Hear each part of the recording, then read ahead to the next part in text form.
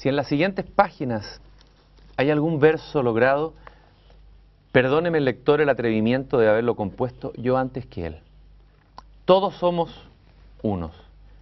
Pocos difieren nuestras naderías, y tanto influyen en las almas las circunstancias, que es casi una casualidad esto de ser tú el leyente y yo el escribidor, el desconfiado y fervoroso escribidor de mis versos. Decía Jorge Luis Borges en un texto A quien leyere, en la época de fervor de Buenos Aires, 1923. Y más adelante agregará, yo soy un lector simplemente. Es difícil encontrar lectores en estos lares. Nadie lee a nadie. Y sobre todo es difícil encontrar lectores agudos, lectores lúcidos, lectores que sean capaces de hacer aparecer, esplender lo que ha escrito otro y de alguna manera también reescribirlo. Adriana Valdés es tal vez una de las pocas lectoras cabales que tenemos en estas tierras. Comenzó siendo profesora de la Facultad de Letras de la Católica entre 1965 y 1975. Participó en un momento cargado de creatividad y tensiones del Instituto de Letras entre 1970 y 1973, donde fue fundadora de la revista Taller de Letras. También alcanzó a estar en el mítico Instituto de Estudios Humanísticos de la Escuela de Ingeniería de la Universidad de Chile, topándose entre otros con Enrique Lin, Mario Góngora, Ronald Kay, Cristiano Neus, etcétera, Nicanor Parra.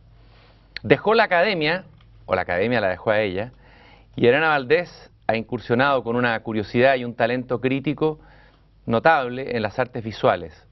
Algunos ensayos, memorias visuales, arte contemporáneo en Chile, editado por Metales Pesados. Alfredo Yahar, La política de las imágenes, en que hay varios autores destacados de Europa y Estados Unidos, entre los cuales, por ejemplo, Jacques Rancière, y hay un texto también de Adriana Valdés. Esta edición, texto sobre arte, en que aparece el Enrique Lin, crítico de arte, pero no solamente en las artes visuales, sino que también, por supuesto, en la literatura. Y no el motivo, pero tal vez el motivo que desencadena la pasión de hacer esta conversación es este notable libro recién aparecido, Enrique Lin, Vistas Parciales, del cual vamos a hablar en el curso de esta conversación.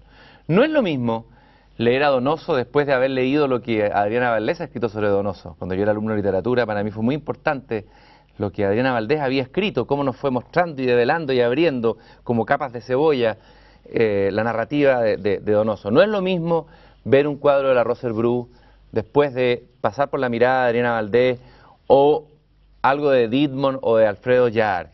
Sus ensayos son siempre brillantes, siempre son además claros y transparentes, muy contemporáneos.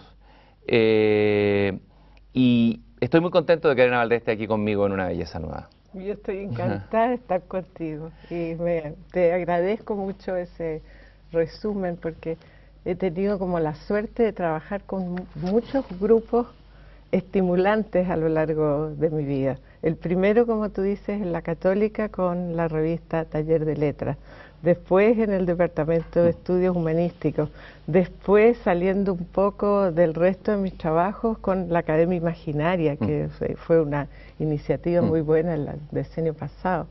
Y ahora también en el doctorado en Filosofía con mención en Estética y Artes Visuales de la Chile, porque si bien me dejó la academia, yo la dejé, siempre quise volver, entonces apenas pude, volví, y de cierta manera estos libros y estas cosas que tú estás mostrando son parte de mi vuelta a la academia y de recoger lo que entre medio fue pasando. Tú, de alguna manera, por lo que me estás diciendo, has ido leyendo con otros. Siempre. Siempre leyendo con otros. Y tú has dicho algo por ahí, o lo has deslizado en algunos de los textos que leí preparando esta entrevista, de que en Chile nadie lee a nadie. No sé si alguien ya lo dijo o tú lo citas. Sí, ¿Me podrías explicar eso, Adriana? ¿En qué sentido crees tú que nadie lee a nadie? Yo creo que lo cité, ¿no? No creo que yo lo haya dicho tan fuerte, pero me encanta que otro lo diga. En general yo no digo las cosas tan fuertes. Entonces debo haberlo citado, y eso me acuerda algo que tú también debes recordar, que es una cosa que escribió Parra y que lo publicó en manuscrito, que era: si me lees, te leo. Si me lees, te leo. En general yo creo que estamos muy absortos con los proyectos personales, que leemos lo que puede favorecer nuestro proyecto personal, y creo que en ese sentido hay mucha gente que se siente sola y incomprendida y mal entendida acá. Y también nosotros nos sentimos así, y también nosotros malentendemos mucho porque no le damos mucho tiempo al otro. Y yo tengo la impresión de que el trabajo de la crítica, la escritura de este tipo de ensayos, etcétera, es un oír al otro, porque yo también tengo la idea de que uno comprende todo mejor, más que si piensa en uno como un sujeto, lo que piensa en lo que a cada uno le va pasando en el contacto con el otro. Eso es lo que a uno le va pasando, eso es también lo que uno va haciendo. Y eso es leer. Partíamos citando a Borges, que claro, esa idea del lector, porque muchas veces la gente joven dice: yo quiero escribir, quiero publicar. Y mucha gente legítimamente quiere publicar, quiere escribir, quiere ser querido porque aparece su nombre ahí o ser leído. Pero antes que nada, la tarea más importante que a veces olvidada es la del lector. Y la que más gozo te da, Si yo pudiera, la verdad, digamos, yo creo que leería mucho más que escribir. Y ahí, no sé si también es alguien que cito de memoria y no estoy segura de a quién atribuir la cita, pero creo que es de Benjamin, es una historia muy bonita. Una historia muy bonita de alguien que leía los títulos en los catálogos o en los lomos de los libros en las librerías, y como no podía comprarlos, los escribía. Los escribía, fíjate, los escribía enteros. Esa es una historia mentirosa, pero como con tantas historias mentirosas tiene mucho encanto. ¿Leer es de alguna manera reescribir? Yo creo que leer sí, tiene mucho que ver con escribir. Para mí se me juntan. Yo creo que esa cita que tú hiciste al principio es muy acertada.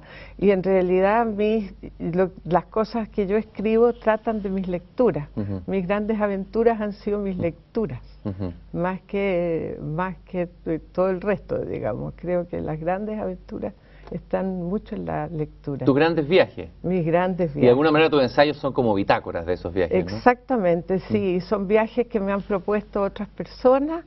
En relación, ponle tú, ese trance que yo hice de escribir de literatura, yo empecé como una académica, digamos, y ahí uno empieza a aprender un oficio y luego empieza a ejercitarlo. Y luego supone que sabe eso. Seguramente se equivoca, pero supone que lo sabe. Y entonces lo que a mí me atrajo de escribir sobre artes visuales fue precisamente que yo no sabía cómo se hacía. Y entonces eso me daba una libertad enorme, y al mismo tiempo en ese momento era necesario, porque yo empecé a escribir sobre artes visuales en los años 75, 76, cuando muchísima gente estaba en el exilio y cuando las cosas que se estaban produciendo no tenían prácticamente una recepción. Y ahí fue que también trabajé con Nelly, Richard y con las personas que estaban trabajando en ese tiempo para producir una escritura que, como dice Pablo Oyarzún con una de las frases que yo más cito, una escritura capaz de hacer un gesto que le corresponda a la obra. Es un gesto que se revuelve. Es un gesto que le corresponde a la obra. Adriana, hoy se habla mucho, tengo esta sensación de que hay un abismo hoy día entre una élite que lee y que escribe para esa misma élite en suplementos literarios o en revistas literarias, y luego hay un abismo de que hay poca gente que lee de verdad. Y todos se van a los sesos de cómo superar ese abismo, o se han olvidado de los lectores. Hay como un terreno intermedio, digamos, que es muy importante. ¿Qué reflexión tienes tú sobre esa situación hoy en Chile, sobre el tema de ese terreno? Yo lo creo, digamos, eso es absolutamente clave lo que tú dices, y yo tengo la impresión de que eso se relaciona, por una parte, con la profesionalización de la literatura y de las artes, en el sentido que, por supuesto, eso es parte de la modernización de la sociedad y tiene todas las ventajas que se han dicho hasta, pero tiene una desventaja, que te transforma en un especialista. Y entonces tú como especialista, la gente se siente ajena a ti, te mira de lejos, dice esas son cosas que ellos entienden. Y como que sienten que por presencia tú los excluyes, en tanto especialista. Entonces yo cuento ahí en el prólogo que yo, por ejemplo, sobre Lynn nunca quise hablar como especialista porque teníamos una relación personal y eso me parecía incluso como poco decoroso, digo yo. Entonces, cuando empecé a hablar, empecé a conversar. Y empecé a conversar con poetas jóvenes que eran muy buenos lectores de él también. Y de ahí salió el texto, y de ahí lo fui como armando para que se transformara en un texto capaz de ser dicho en una clase magistral o capaz de ser publicado en la Revista Chilena de Literatura, pero no fue eso el punto de partida y yo no quisiera que fuera el punto de llegada tampoco. Entonces yo pienso que se necesita mucho un tipo de escritura que vuelva sobre las cosas ingenuas que uno hace a los 16 años o mucho antes cuando se fascina con la lectura, es decir, el entusiasmo, del descubrimiento de personas, porque claro, uno tiene un acceso a la intimidad de las personas a través de leyéndolo, que no tiene jamás en la conversación, y el repertorio de personas al que uno tiene acceso en su vida es muy limitado. Ahí, Adriana, hay un tema importante que es, a ver, tú vienes de una generación y has sido parte de una generación que de alguna manera asimiló, recicló una teoría literaria que estaba en boga y que fue muy importante en esa época en Francia. Pero da la impresión de que a veces esa teoría, aplicada mecánicamente o repetida como una monserga, hizo mucho daño en la enseñanza de la literatura misma, en los colegios, que uno lo ve, el tipo de pruebas que se hace, en que quedan como resabios de una jerga, pero ya sacada de su contexto, y había casi como una devastación. No sé si tú sientes eso mismo en el terreno de las humanidades. ¿Cuál es tu diagnóstico? Justamente la idea que tengo es que estamos en el tema de la especialización, y transformar a niños de enseñanza media en especialistas me parece que es un despropósito. Lo único que tendríamos que hacer es transformarlos en lectores. ¿Y cómo crees tú que se podría transformar un niño en lector? A ver, mira, seduciendo, porque el secreto de todo está en la seducción, en la elección de cosas que a uno le importen como profesor. Lo que transmite el profesor es el gozo de leer. Un profesor que no goza leyendo no transmite nada. Entonces, muchas veces tendría que leer lo que le entusiasma y transmitir ese entusiasmo, y a veces con uno o con dos. Yo recuerdo a mis profesores de literatura, yo me emociono con mucha facilidad, pero fíjate que la sensación de una persona enamorada de Garcilaso, por ejemplo, es extrañísima cuando uno tiene 15 años. La sensación de una monja enamorada de Shelley, pero absolutamente enamorada de Shelley. Eso a mí me parecía, esas fueron mis revelaciones. Y yo hablé con esa monja y le dije, yo quiero estudiar filosofía. Y ella me dijo, no estudies filosofía, porque si estudias literatura vas a tener todo, vas a tener historia, vas a tener psicología, vas a tener filosofía, vas a tener entendimiento y vas a tener otras cosas más que ni te voy a decir, y que era la que ella me estaba transmitiendo con su enamoramiento por Shelley. ¿Y tiene sentido hoy estudiar literatura, o es una recomendación irresponsable que uno haría a un joven? Estudia literatura, lo está tirando tal vez al abismo. ¿Qué te parece a ti? La verdad que eso es una discusión bien fuerte, porque ¿cuál es realmente el campo laboral que después se puede ofrecer? Yo tengo la impresión de que uno puede estudiar para dedicar su vida a la literatura a través de las universidades, de los proyectos Fondesit, etcétera, y es una vía que a mí me hubiera gustado mucho tomar por circunstancias de la historia y no pude hacerlo. Yo quizás hubiera terminado en eso, y fíjate que me alegro mucho no haberlo hecho. Me alegro mucho de haber tenido que buscar todos estos vericuetos y todos estos camino paralelo, caminos distintos, porque pienso que la literatura tiene que ver con los caminos paralelos, y yo creo que se puede estudiar literatura. Ahora, que uno pueda vivir de estudiar literatura, creo que eso es muy difícil. Ahora, tampoco la literatura, o sea, yo en eso soy sumamente exigente, no es para amateurs. Y no es para volarse, y no es para poner los ojos en blanco y arrobarse, es para leer en serio. ¿Y qué significa leer en serio? Leer en serio significa no proyectarse tanto, o sea, cuando uno escribe, no escribir sobre uno. Y cuando uno lee, no buscar, salvo que uno tenga 16 años, y en este caso tiene toda la razón de hacerlo, pero si uno ya no tiene 16 años, no buscarse eternamente a sí mismo, a sus propias ideas, a lo que ya sabe, a todo eso, sino que ir realmente a buscar lo otro, lo distinto. O sea, dejarse sorprender por otro que es distinto, totalmente distinto a mí mismo, que puede que no sea lo mismo que yo piense y siento. Exactamente, y aparte buscar toda la información que te permita comprender ese otro, porque eso no es llegar y hacerlo, no es pura identificación sentimental. Ahí hay un trabajo bastante serio, uno tiene que pensar, ¿y este señor a quién le estaba escribiendo esto? O sea, todo texto dialoga con un montón de otros textos que estén en la mente o no en la mente del autor, en su medio, donde estén. Entonces uno tiene que ubicarse, como te enseñaba la antigua filología, en una circunstancia que es la circunstancia en la que el autor escribió, para saber qué significaba para él esa palabra, esa frase, a quién iba dirigido ese ataque, por ejemplo, que uno a veces se equivoca mucho, o esa loa.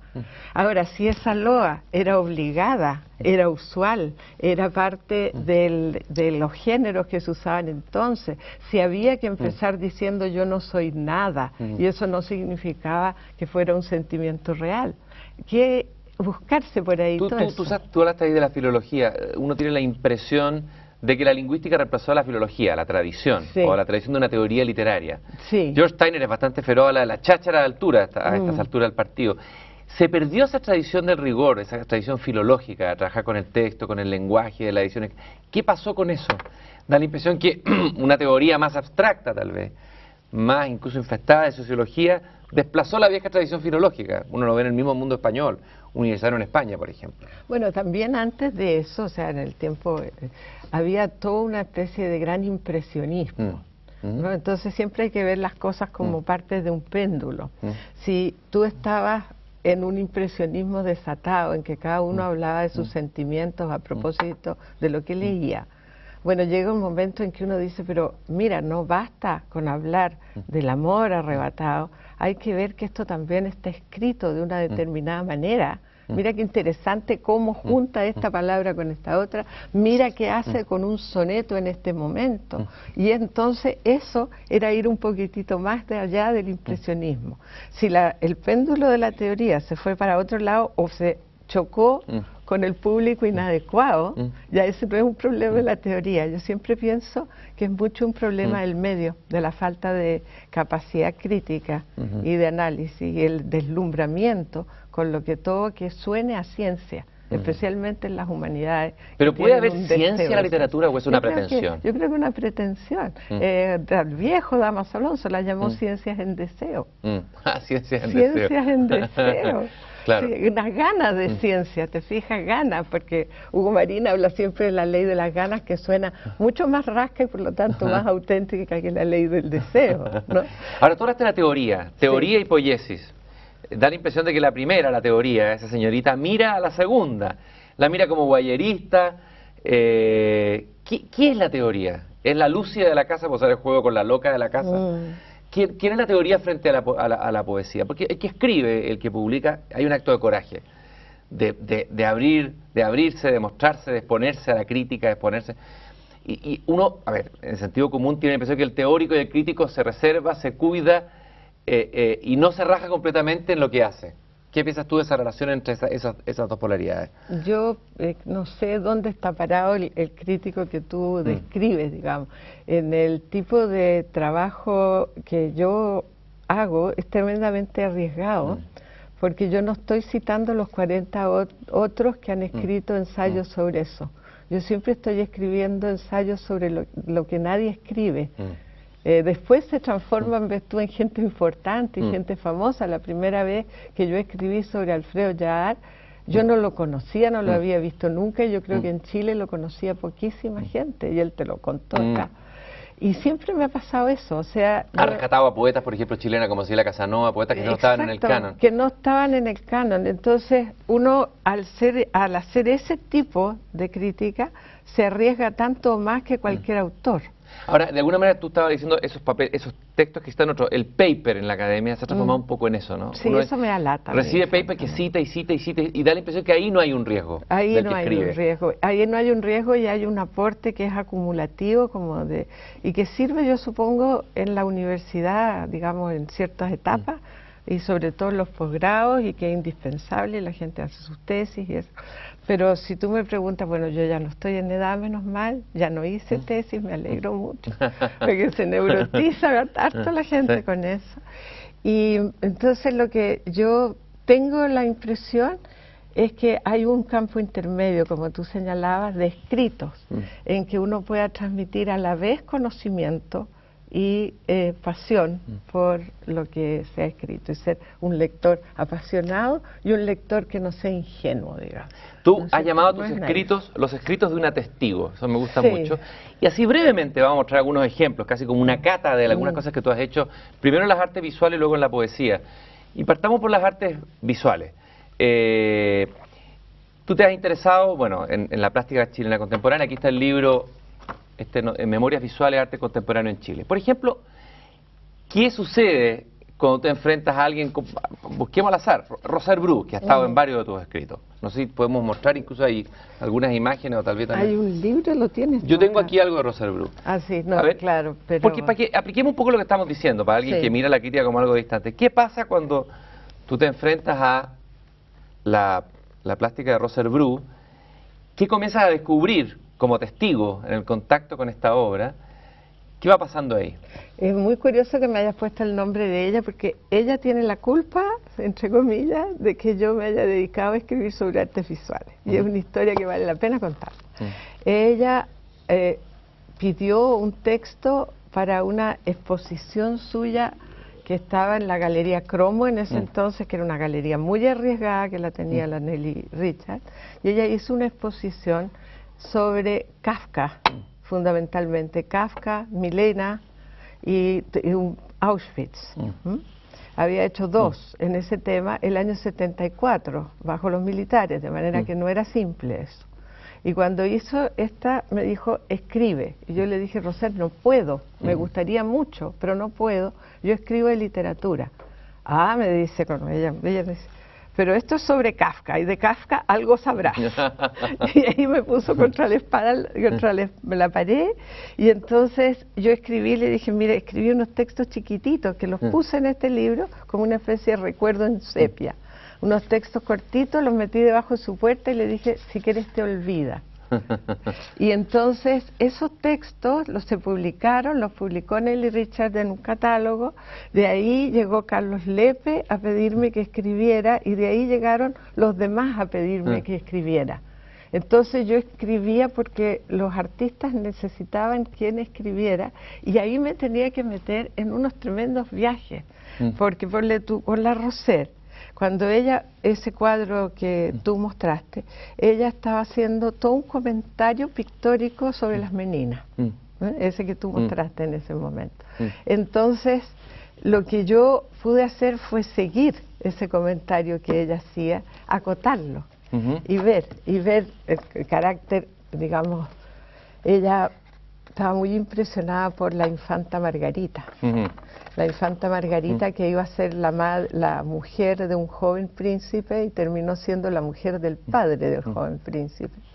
Y entonces la muerte y decadencia de la princesa Margarita, que está en el cuadro de las meninas, fue una forma de ella de reflexionar sobre la muerte.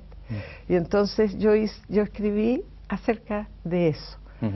Después, porque era ella la que te estaba, es como cuando estás bailando, digamos. En el fondo, hacer crítica es como bailar un tango, un lento. Es una cosa en que tú vas tomando lo que te ofrecen y vas trabajándolo con otro medio que es la palabra. Y tratas de hacer, como te decía, ese gesto que corresponde a la obra. La obra es pictórica, tu gesto va escrito. Y entonces tú haces ese gesto y de una u de otra manera la gente que ve la obra la entiende, o sea que la entiende mejor, o sea que le dan un pensamiento acerca de eso que no es el que ella tiene, y entonces ella debe reaccionar y eso a su vez enriquece su propia reflexión. O sea, es como una conversación. En una conversación yo no siempre estoy de acuerdo contigo y sin embargo tú y yo estamos llegando como a algo entre medio de los dos. Tú has estado entre medio con Sor Juana Inés de la Cruz, sí. Entre medio, hay un texto que vas a sacar, todavía no lo has publicado, entre medio con Emily Dickinson, con Vallejos, con muchos otros poetas. En este entremedio, en este bailar, ¿cómo distingues tú un buen poema de un mal poema? Es una pregunta que siempre me han hecho a veces los alumnos. ¿Cómo se distingue? ¿Te pasan un poema? Bueno, obviamente que hay un estudio, etcétera, pero ¿cuál es esa primera, cuál es la prueba de fuego de un poema? Hay una cosa que incluso sale en la filosofía, así que no me da vergüenza decirla. Hay un momento que es... como un... Ese momento. Entonces, cuando tú ves un texto, eso se da mucho con la poesía, con las novelas se da retrospectivamente, cuando tú terminas y ves lo que se armó ahí, te da una admiración enorme. Después de que la seguiste con interés, ves lo que se armó ahí y te da una admiración enorme. Pero para describirlo más claramente, en la poesía tú tienes esa sensación, con 5 líneas, con 6 líneas, por eso me gusta. Es como un temblor, es como un... Sí. Y entonces después tú te dedicas como crítico a analizar qué diablo fue lo que produjo eso. Pero tiene que estar ese primer temblor. Yo pienso y no, yo no soy en eso, yo le aplico la erudición, si es que alguna tengo, la aplico después. Vamos a dar un giro ahora y vamos a partir a un poeta que obviamente que cuando apareció uno de sus libros, La pieza oscura, produjo ese estremecimiento en muchos lectores. Este libro marcó a toda una generación. Aquí tengo el libro. Incluso traje una cosa divertida que tenía guardada, que es algo que hizo el mismo Enrique Lihn, que era muy multifacético, para publicitar el libro La pieza oscura. Él mismo la pintó, que es una propaganda, una especie de publicidad espontánea, que dice: Enrique Lihn, poemas, el suceso poético del año. Qué bonito. Está hecho por él mismo, seguramente lo colocó en alguna librería. Ahí hubo un suceso. ¿Cómo fue tu primer encuentro con Enrique Lihn? Es un encuentro muy curioso porque es un encuentro de lejos y por eso me gusta la tapa del libro, en que él se ve de lejos, porque así lo vi yo. Y lo vi de lejos durante muchos años, como 5 o 6 años, y durante esos años me fui transformando en su lectora, porque la vez que lo vi primero fue en el año 68, no se había publicado todavía La musiquilla de las pobres esferas. Este libro, La pieza oscura, era de 1963 y estaba agotado. Se encontraban textos en antologías, se pasaban cosas así. Y había unos textos en una antología de poesía chilena que había publicado Jorge Eliot. Entonces yo no era mucho lo que lo había leído. Y lo conocí primero que nada, como cuento ahí, como un personaje público y un personaje sumamente crítico de los demás personajes públicos y un personaje, que, para usar una palabra de Germán Marín, incordiante. Que tenía una mueca de asco, escribes tú. Eso sí. Que estaba en la mesa redonda y miraba como de lado. Y a ti te molestó, tú eras una joven estudiante de literatura. Yo quería que me dijeran las cosas, claro, era profesora, tenía 24 años. Y yo estaba tan aplicadamente aprendiendo, ¿ves? Y es más fácil aprender lo que te dicen de acuerdo Ángel Rama y Vargas Llosa. Lo políticamente correcto. Que estaban ahí, todo lo que estaba armado, lo que yo ya quería saber, todo eso. Y Enrique estaba diciendo otra cosa y estaba molestando muchísimo. Y yo me fui con él, muy molesta a mi casa con él, hasta que a la mañana siguiente desperté y me di cuenta que había tenido toda la razón. Y eso me fue pasando a lo largo de la vida a mí, pero lo cuento porque le fue pasando a mucha gente. Y ahora yo creo que está pasando a nivel colectivo. Te iba a preguntar, sobre todo con los jóvenes, ¿qué es lo que los jóvenes hoy día encuentran en Lin? Que la figura de Lin ha ido creciendo, era un poeta de minorías, conocido por sus pares, admirado en América Latina, pero hoy día muchos jóvenes se lo sabe de memoria, lo busca. ¿Qué es lo que encuentran los jóvenes de hoy en la figura de Enrique Lin? Fíjate que encuentran la lucidez que tú señalas, encuentran una valentía enorme, encuentran un descompromiso con todo. Él usa una palabra que yo usé también por ahí, él era desacorazado, es decir, no estaba cubierto por una armadura, ni tampoco estaba cubierto por una gruesa capa de vaselina que le permitiera transitar con facilidad. No tenía el cuero de chancho, como dirían Sí, no era ni duro, ni tampoco era untuoso. Y entonces todas esas cosas lo transforman para los jóvenes que tienen una rebeldía natural en una buena... Y la otra cosa es que yo creo que ha nacido un lector de poesía que es un lector mucho menos iluso, y mucho menos arrobado, y que le está pidiendo a la poesía no buenos sentimientos, sino que sentimientos con los que se puede identificar. ¿Verdades, tal vez? Fíjate que yo nunca uso verdades en relación con la poesía, porque nunca puedo usar verdades, porque lo precioso que tiene la poesía es que lo que es verdad en un poema no es verdad en otro poema.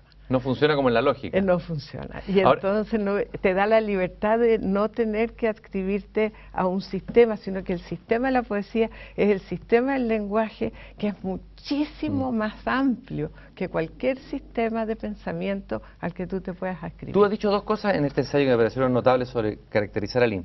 Hablaste de la honestidad básica y dolorida de Lin. Sí, eso. Explícalo brevemente. Eso, fíjate que lo de básico yo creo que es muy evidente porque él habla de manera muy gráfica e incluso que puede ser ofensiva para los castos oídos de alguien, si es que quedan castos oídos, ¿no? Pero es ofensivo en el sentido de decir, por ejemplo, en París, Situación irregular, que él delimita los territorios con su escritura y que su escritura que él hace una escritura como los perros vagos delimitan su territorio con orines. Eso no es lindo, eso es ofensivo, eso es asqueroso. Y eso, sin embargo, es básico y es verdadero. Entonces yo dije básico, ¿y qué fue lo otro que dolorido? Dolorido. Y lo otro es que él no es tampoco, y ahí yo pongo que hay una confluencia casi imposible en su poesía de dos cosas.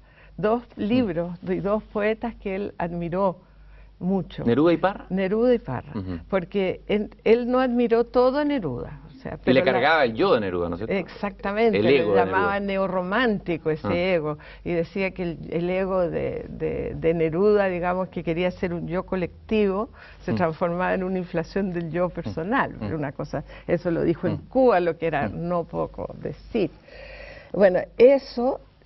pero el Neruda de residencia en la tierra, ese Neruda del que en un momento el propio Neruda abjuró, ese Neruda absolutamente dolorido, doliente, trágico, que llevó al suicidio, ¿no? Ese Neruda está presentísimo en la poesía de Lin. Y la ironía de Parra está presentísima en la poesía de Lin también. Y entonces yo creo que la tensión entre esas dos cosas es lo que hace de su poesía una experiencia increíble. Es increíble y para muchos lectores es difícil. Es un poeta que no se entrega fácilmente, que resiste, pero que sin embargo a la larga cuando uno lo vuelve a leer, entrega mucho. Si tú tuvieras que recomendarle a alguien que quiere partir, está escuchando este programa en alguna ciudad de Chile, se ha admirado con todo lo que hemos dicho sobre Enrique Lin, ¿con qué poema partirías? ¿Por dónde empezar con Lin? Fíjate como una guía de lectura, tal vez. Yo, sí, es personal, yo partiría con dos poemas de La pieza oscura, que son La pieza oscura, ciertamente, Invernadero, que me parecía impresionante también. Luego hay varios poemas... Y los monólogos también, ¿o no?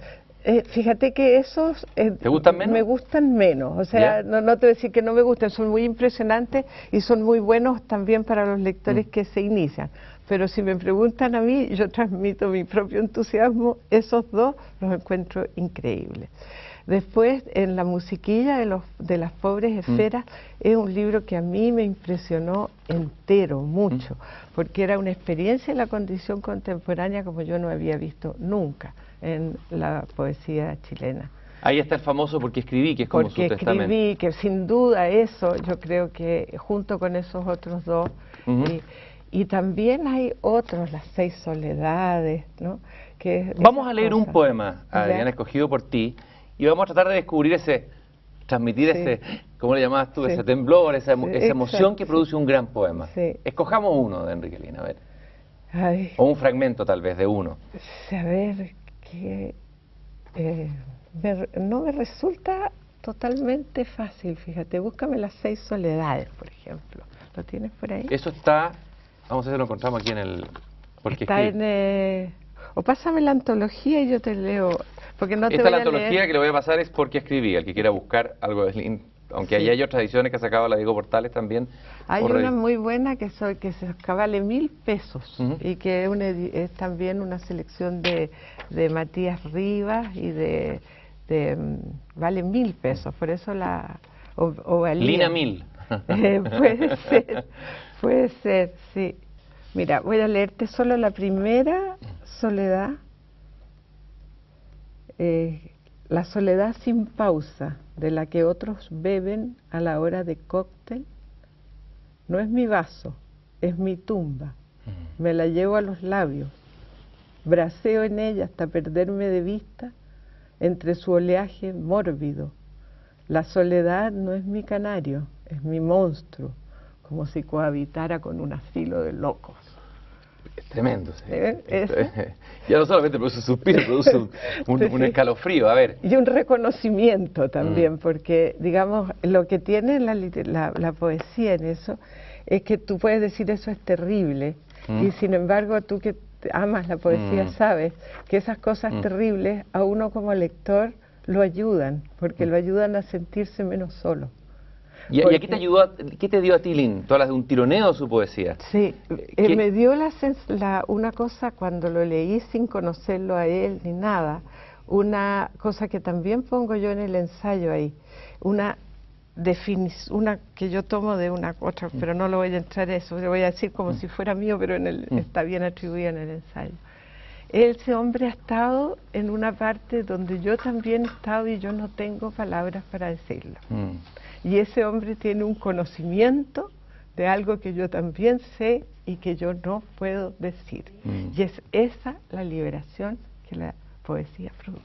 Tú dijiste algo que me impresionó mucho, dijiste que Lihn no es un bate, es más un goliardo. Sí, claro. Y yo traje aquí otro recuerdillo, que es un retrato, bueno, en cierto sentido un autorretrato, que es el payaso que pintó él cuando era estudiante del Bellas Artes. Claro.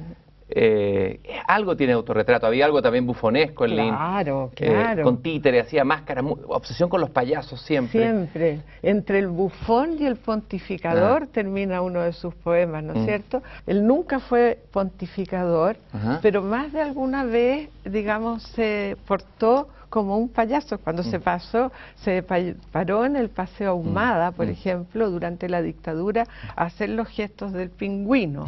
Él estaba haciendo un gesto que era cómico y siniestro, las dos cosas. Y al mismo tiempo se estaba riendo el canto general de Neruda. O sea, tenía tantas lecturas. Mi canto particular pingüino, decía. Se llamaba canto general y decía mi canto particular pingüino. Ese Paseo Ahumada era además en medio de la crisis económica. O sea, es un texto que habría que leerlo ahora en la crisis que viene, antes se va a volver actual. Es posible. Poema de los cesantes, de la recesión. Sí. Sí. Y también está cuando entierra a Tarzán, por ejemplo. Claro. Él tenía toda una capacidad histriónica que expresó mucho a través del teatro y que expresó a través de estas especies de happenings contraculturales, por llamarlos de alguna manera, que están en este libro, textos sobre arte, digamos. Ahí se recogen que eran como una especie de manifiestos incrédulos, porque la característica de los manifiestos es que son siempre impositivos y se creen a sí mismos. Este no se creía a sí mismo, pero eran unas especies de acciones de arte sobre de performances, en un tiempo en que la performance colectiva era imposible y eran bufonescas. Esa parte, yo digo ahí que el libro que yo hice le falta una parte de eso. Esa dimensión del Lin. Esa dimensión le falta. No cabe duda que Diario de Muerte es un libro decisivo en Enrique Lin. Alguien ha dicho que para conocer un hombre hay que ver cómo muere. ¿Ah? Y no cabe duda que Enrique Lin no solamente dio un testimonio impresionante, de escribir un diario a partir de que sabe que está desahuciado, que va escribiendo día a día, incluso con el lápiz amarrado a la muñeca hasta el final, tú lo describes en tu libro, sino que él mismo, con pequeños gestos, fue, no sé si enseñando a morir, de alguna manera enseñándonos a morir. A ver, ¿cuál es el enseñar a morir de Lin? Eso lo estoy sacando de Montaigne. Eso es muy interesante porque yo pongo de repente ahí, esa es toda una memoria que yo hice de ese tiempo, pensando en que podía servir después para una biografía. Porque supongo que van a escribirse biografías después y yo supongo también que voy a estar muerta o muy vieja.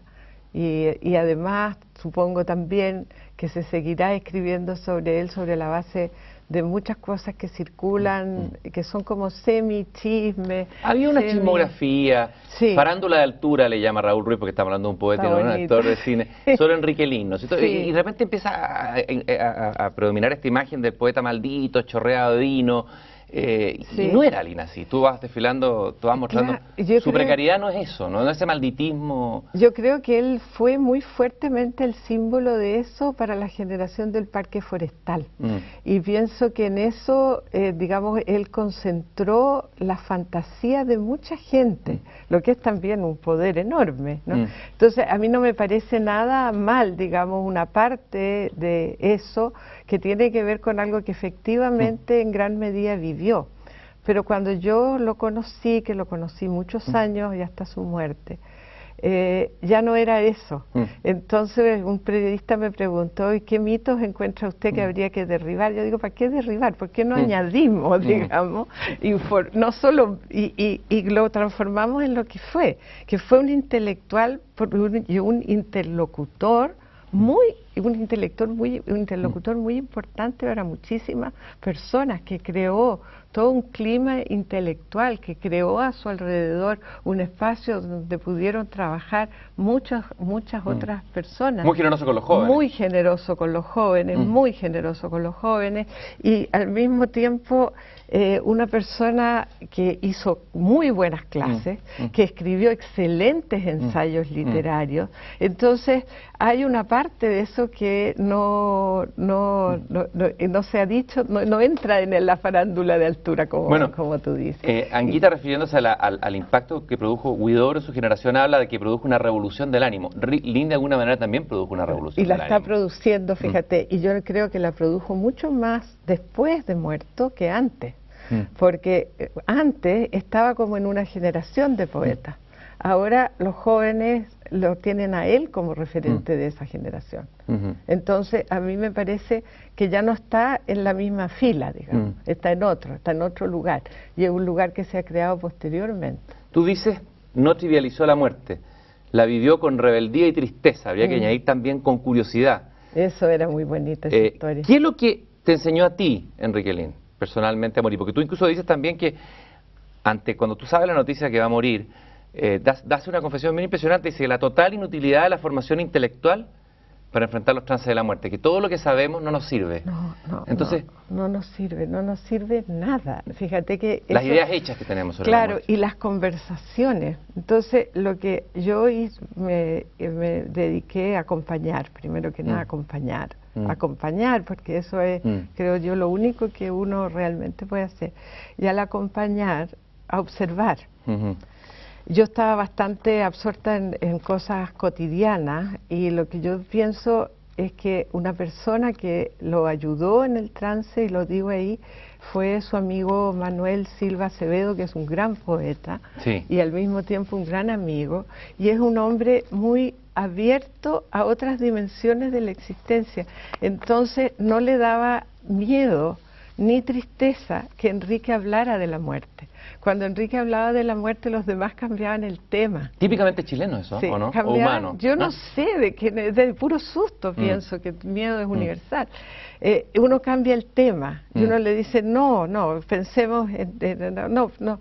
Entonces, lo dejas muy solo, lo dejas completamente solo en lo que a él realmente le interesa, que es pensar en lo que viene. Lo estaba pensando y lo estaba escribiendo, además. Y lo estaba escribiendo un libro. ¿Qué estaba buscando? ¿Dónde estaba él? ¿En qué frontera cruzó? Tú dices que todos sus libros son diarios de viaje. Sí. ¿Cuál es la frontera que cruzó en este diario? Yo creo que él, como puse por ahí, fue un adelantado en relación con nosotros en esto.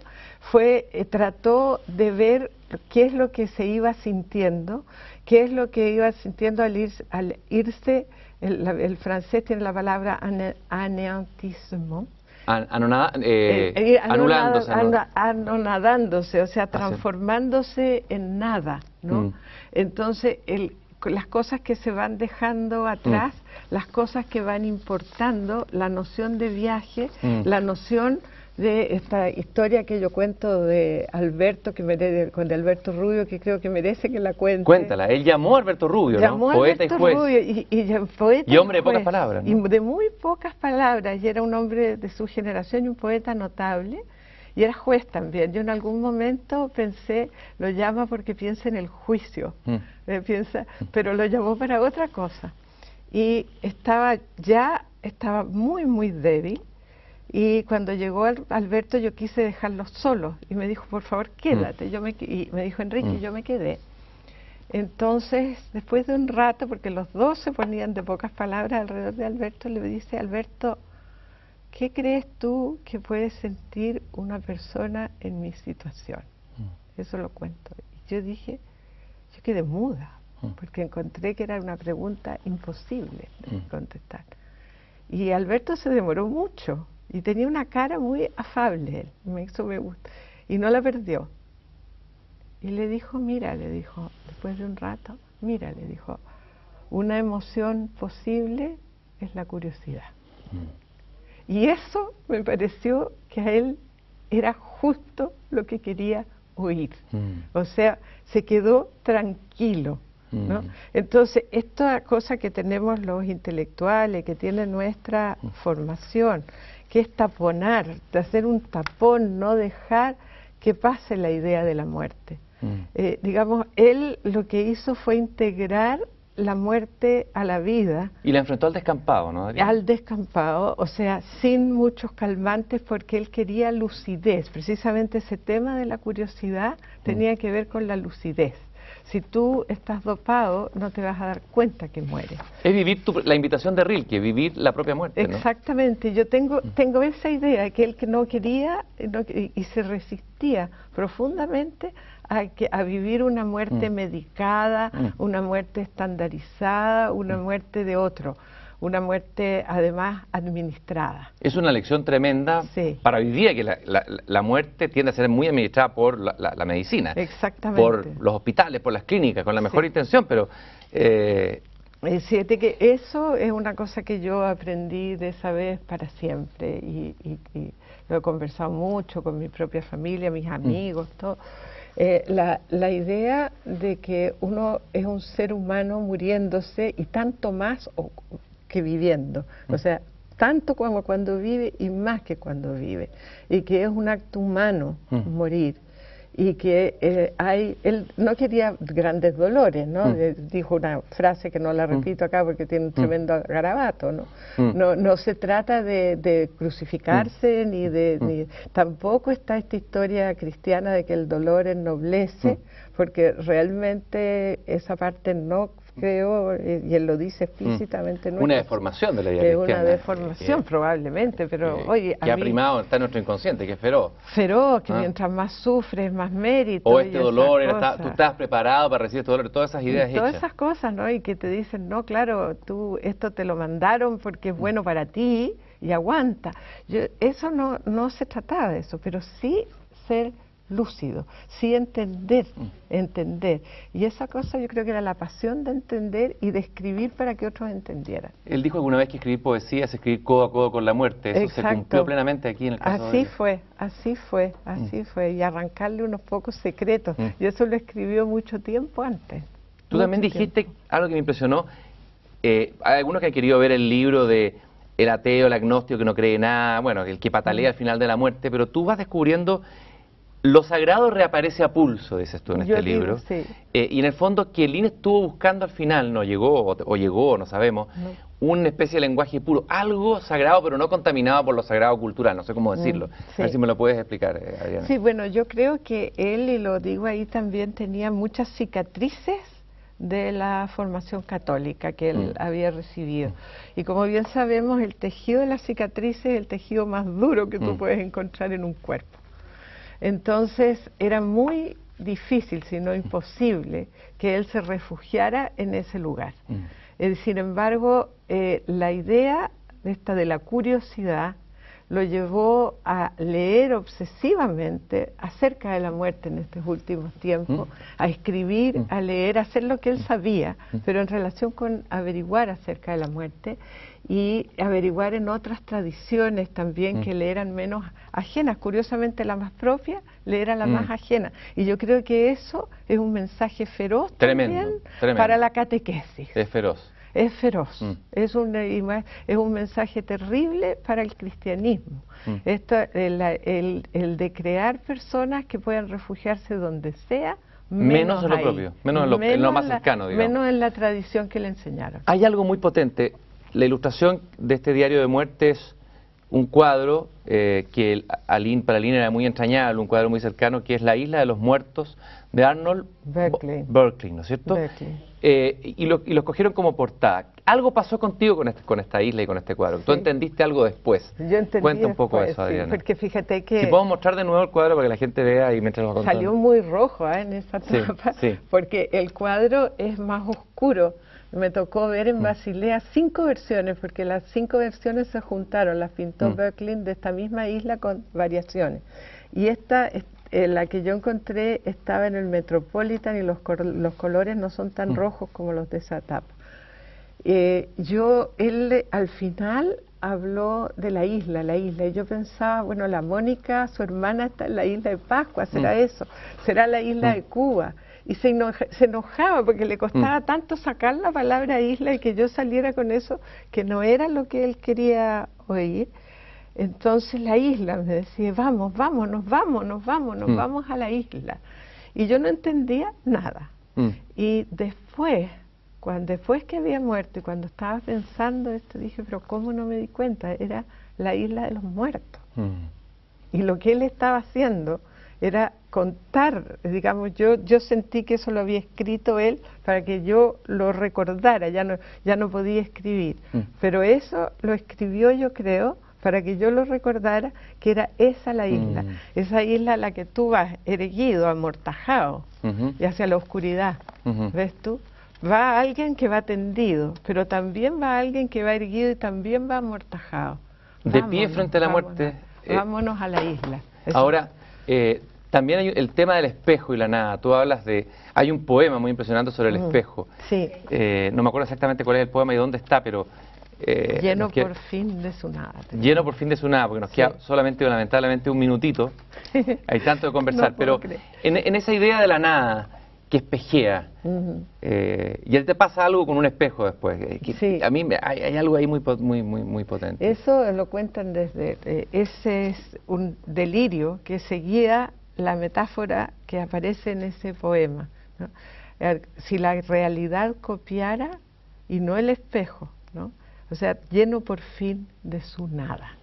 O sea, porque el espejo refleja una realidad probablemente, pero cuando ya no refleja nada y tú te miras y el espejo no refleja nada, llena de la nada del espejo. Eso finalmente tiene él decía, hay que romper el colchón porque debajo está el espejo.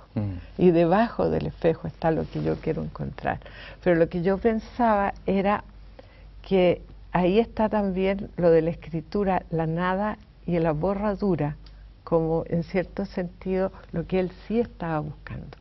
la nada, y ese libro que está sobre su tumba, que no tiene letra, de la que él habla, no del que atribuye todos los sentidos a un lenguaje, no sino el que los borra. Y en cierto sentido, él había dicho antes, la poesía es más bien una manera de callar. De borrar que de escribir. Claro. Adriana Enrique Lin, en un poema que te dedicó en Diario de Muerte, dijo: la muerte es un buen amigo común que te ha traído a mí con sencillez. Y al final dice, no por indiferencia, sino por amor, que en personas como tú crece después de extenuarse hasta ser nada más que un incansable acto de generosidad. Yo creo que este libro que acabas de publicar sobre Enrique Lin es un acto de generosidad que estoy completamente seguro que él puede estar muy tranquilo, y todo lo que lo han admirado y seguido, sabemos que es la manera más honesta, más potente de volver a encontrarse con él. Y yo te agradezco muchísimo lo que dice, y espero que se lo sea así, no tanto para mi generación, sino para los jóvenes. Y para mi generación es importante también porque todavía estamos vivos. Y entonces, si hay algo ahí que no es cierto, se podría decir que no es cierto. Y a mí me interesa que eso quede como la verdad de que yo viví, que como digo en el título, es parcial. Muchas gracias, Adriana, por haber estado aquí en Una Belleza Nueva. Gracias a ti, Cristian.